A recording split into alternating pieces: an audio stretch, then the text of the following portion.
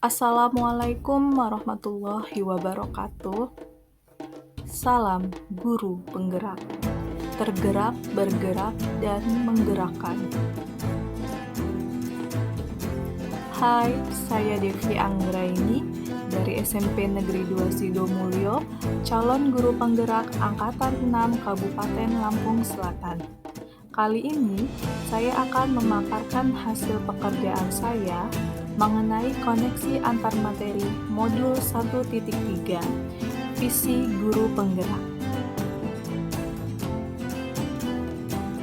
Bersama fasilitator hebat, Bapak Fransiskus Savarius Berek, dan pengajar praktik hebat, Ibu Kesi Meirawati. Yang akan dibahas pada pembahasan kali ini mengenai pertama, merefleksikan dan mengaitkan pemahaman antar modul, kaitan peran pendidik dalam mewujudkan filosofi pendidikan Ki Hajar Dewantara dan profil pelajar Pancasila pada murid-muridnya dengan paradigma inquiry apresiatif atau IA di sekolah. Kedua, merumuskan sebuah visi. Selanjutnya, bahasan pertama yaitu mengenai merefleksikan dan mengaitkan pemahaman antar modul. Merefleksikan dan mengaitkan pemahaman antar modul. Modul yang pertama 1.1 tentang filosofi pendidikan Ki Hajar Dewantara. 1. Pendidikan bertujuan untuk menuntun atau memfasilitasi atau membantu, bukan menuntut anak. 2. Konsep pendidikan Ki Hajar Dewantara yaitu pembelajaran merdeka yang dapat menginternalisasi semboyan ing ngarso sung tulodo, ing madya mangun karsa, tuturi handayani.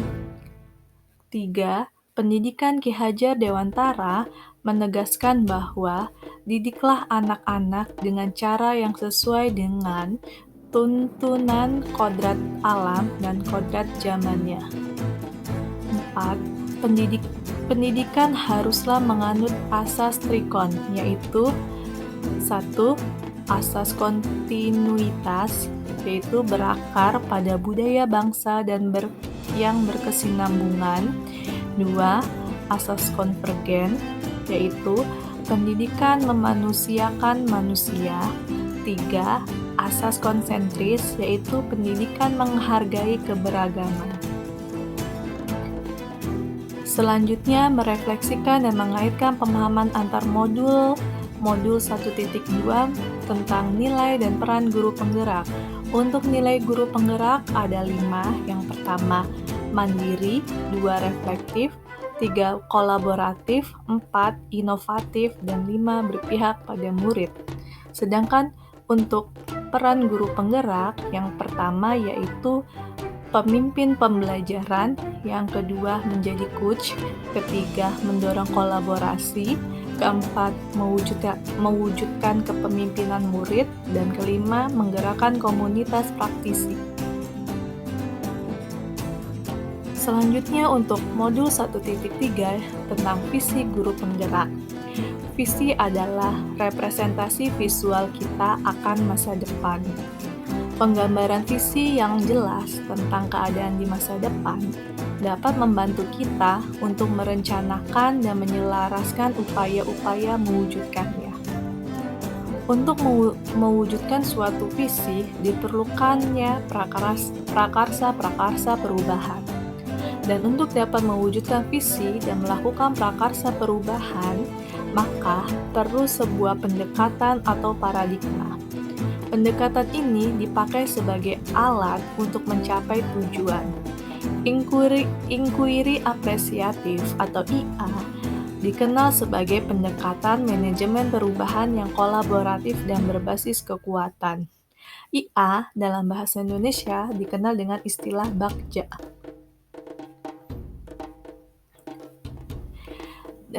Selanjutnya, kesimpulan keterkaitan antar materi baik modul 1.1, 1.2, dan 1.3 dapat saya simpulkan yaitu pendidikan yang berpihak pada murid dan berharap terwujudnya murid yang memiliki karakter profil pelajar Pancasila.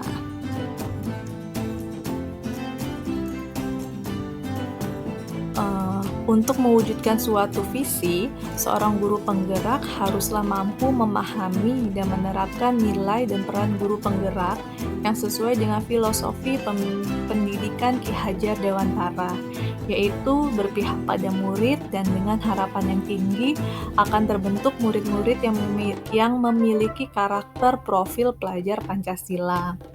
Untuk mewujudkan sebuah visi, diperlukan sebuah alat pendekatan atau paradigma agar visi dapat terwujud dengan rencana yang baik. Pendekatan yang dapat dipakai yaitu inquiry apresiatif atau disingkat dengan IA atau dalam bahasa Indonesianya dikenal dengan BAKJA. Selanjutnya, bahasan yang kedua mengenai merumuskan sebuah visi. Visi yang saya buat yaitu terwujudnya sumber daya manusia atau SDM yang unggul dan berkarakter sesuai dengan profil pelajar Pancasila. Di mana profil pelajar Pancasila ini memiliki 6 elemen. Yang pertama, beriman, bertakwa kepada Tuhan Yang Maha Esa, dan berakhlak mulia. Selanjutnya kreatif, selanjutnya bergotong royong, keempat mandiri, kelima bernalar kritis, dan keenam berkebenekaan global. Untuk mewujudkan suatu visi diperlukan suatu prakarsa perubahan. Berikut pernyataan prakarsa perubahan yang saya buat, yaitu penerapan pembelajaran tutor sebaya untuk mewujudkan pembelajaran yang berpihak pada murid. Untuk mewujudkan prakarsa perubahan diperlukannya alat berupa pendekatan sebelum prakarsa perubahan tersebut terwujud, yaitu alat yang kita gunakan yaitu berupa pendekatan BAKJA, di mana BAKJA ini singkatan dari B itu buat pertanyaan utama, A ambil pelajaran, G gali mimpi, J jabarkan rencana, dan A atur eksekusi. Untuk tahapan yang pertama yaitu B, buat pertanyaan utama. Pertanyaan yang saya buat, apa yang harus saya lakukan untuk menerapkan pembelajaran tutor sebaya untuk mewujudkan pembelajaran yang berpihak pada murid? Tindakan atau penyelidikannya berkonsultasi dan berkolaborasi dengan kepala sekolah, guru, dan wali murid atau seluruh elemen sekolah tentang pengalaman mengajar di kelas atau yang pernah menerapkan pembelajaran tutor sebaya. Kedua, melakukan wawancara dengan narasumber. Dan ketiga, mencari sumber atau referensi tentang pembelajaran tutor sebaya. Yang kedua yaitu A. Ambil pelajaran. Pertanyaan yang saya buat dari ambil pelajaran ini yaitu, siapakah rekan guru di sekolah yang pernah menerapkan pembelajaran tutor sebaya? Keterampilan apa yang sudah saya kuasai untuk mendukung usaha menerapkan pembelajaran tutor sebaya? Kemudian untuk tindakan atau penyelidikan yang saya buat, yang ke-1, mencari tahu siapa guru yang pernah menerapkan pembelajaran tutor sebaya. Tindakan yang kedua, mencari contoh nyata penerapan pembelajaran tutor sebaya yang dapat mewujudkan pembelajaran yang berpihak pada murid. Tindakan yang ketiga, mencari literatur dan membuat daftar tentang keterampilan yang dibutuhkan untuk bisa menerapkan pembelajaran tutor sebaya.